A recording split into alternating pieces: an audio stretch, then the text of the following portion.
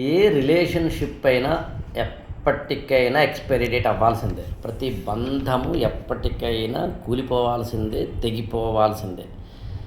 అమ్మా నాన్నలతో పిల్లలకు కానీ, పిల్లలతో అమ్మా నాన్నలకు కానీ, మొగుడితో పెళ్ళానికి కానీ, పెళ్ళాంతో మొగుడికి కానీ, ఎంప్లాయర్తో ఎంప్లాయీ కానీ, ఎంప్లాయీతో ఎంప్లాయర్ కానీ, ఈ ప్రపంచంలో అన్న, చెల్లి, తమ్ముడు, అక్క, మొగుడు, పెళ్ళాము, ఆడు, వీడు, every relation end point expire అవ్వాల్సిందే. ఓ బస్సు మనం ఎక్కిన తర్వాత 5 గంటల ప్రయాణంలో పక్కన ఎవరైనా కూర్చుంటే 5 గంటల పాటు ఎక్కడం స్టార్ట్, దిగడం ఎండ్, మధ్యలో ఎంజాయ్మెంటు ఇంకొకటి. అందుకని 5 గంటల ప్రయాణమైన, 5 నిమిషాల ప్రయాణమైన, 5 జన్మల ప్రయాణమైన, ఎప్పటికైనా 50 ఏళ్ల ప్రయాణమైన పుట్టుక్కని తెగుతుంది. అందుని ఎవడైతే ఇక్కడ బంధాలు తెగుతాయని ముందే అనుకుంటాడో ఆడు గొప్పోడు. అయితే ఏ బంధం ఎలాగైనా తెగుతుంది కదా, ఎంత ఎక్కువసేపు కాపాడుకోగలం మెచ్యూరిటీ మీద ఆధారపడుతుంది. ఎంత అందంగా స్మూత్గా ఈ బంధాన్ని నిలబెట్టుకోగలం మెచ్యూరిటీ మీద ఆధారపడి ఉంటుంది.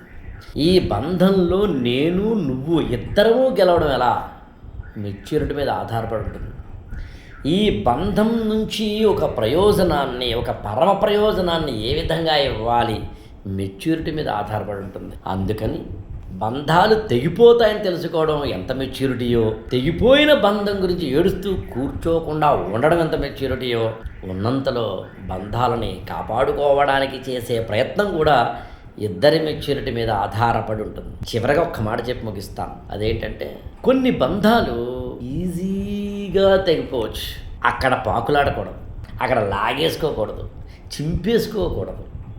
కొన్ని బంధాలు చాలా జటిలంగా, చాలా కష్టపడితే కానీ తెగవు. మొగుడు పెళ్ళాలు డైవోర్సులు లాంటివి 100 కేసులు అయితేనే కానీ అక్కడ సింపుల్గా ఒక్క స్మైల్ తోటి, ఒక్క సైలెన్స్ తోటి ఆ బంధాన్ని అని కనుక తెగొట్టుకోగలిగితే అది అసలైన మెచ్యూరిటీ. అందుకని గెస్ట్ క్యారెక్టర్లే మనం.